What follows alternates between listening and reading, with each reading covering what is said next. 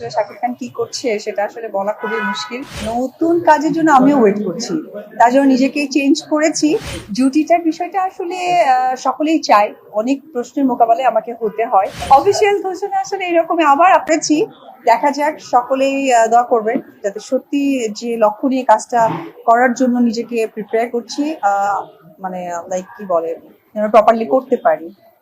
আমরা যেভাবে চেঞ্জটা চেয়েছি, আমি থ্যাংকস জানাবো যে আমাদের বাংলাদেশের সকল দর্শককে যারা এই সাপোর্টটা করছে, যার জন্য কিন্তু চেঞ্জ হতে পারছে।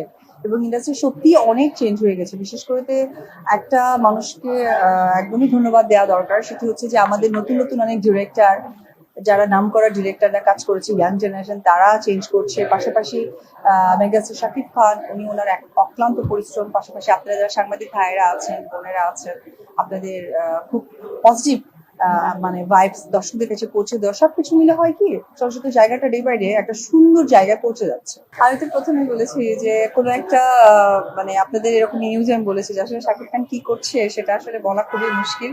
তাণ্ডব দিয়ে তো সে আসলে প্রমাণ করে দিবে যে মানে আসলেই চেঞ্জ হচ্ছে। তার কোনো ক্যারেক্টার, কোনো মানে কি বলে, তার হচ্ছে মানে ক্যারেক্টার কোনোটাই ম্যাচ করছে না। এটা আসলে একটা শিল্পীর হওয়া উচিত, যেটা উনি করিয়ে দেখাচ্ছেন, এবং এটা প্রাউড লাগে যে উনি আমাদের বাংলাদেশের শিল্পী। ধারা তো শুরু হয়ে গেছে, থাকবে, তবে ভালো কাজের জন্য আপনারা সকলেই আমাকে দোয়া করবেন। আমি চাচ্ছি একদম প্রপার একটা সেই উপবিশ্বাসকে যেটা আপনারা চান, দর্শকরা চাই, সেটা যেন আমি প্রেজেন্ট করি। এক বাক্যেই বলবো, জাস্ট সুপার, সো প্রাউড যে আসলেই শাকিব খান একটা বার্তা দিয়েছিল অনেক বছর আগে আপনাদেরই চ্যানেলের সামনে। আমিও দেখেছি যে ইন্ডাস্ট্রি চেঞ্জ করতে হবে, চেঞ্জ করতে চাই। তো সেটা আসলে উনি কাজে রূপান্তরিত করে আপনাদের সামনে পৌঁছে দিচ্ছে। আসলে আমার মনে হয় যে আমার না, আপনারা অনেক গর্বের সাথে জিজ্ঞেস করছেন প্রশ্নটা। ডিউটিটার বিষয়টা আসলে সকলেই চায়, অনেক প্রশ্নের মোকাবেলায় আমাকে হতে হয়।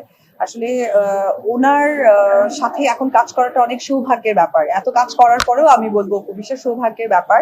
দেখা যাক, এটার জন্য আসলে প্ল্যানিং দরকার, প্রযোজনা প্রতিষ্ঠান দরকার, গল্প দরকার, সবকিছু ম্যাচ করলেই আসলে তখন আসা সম্ভব।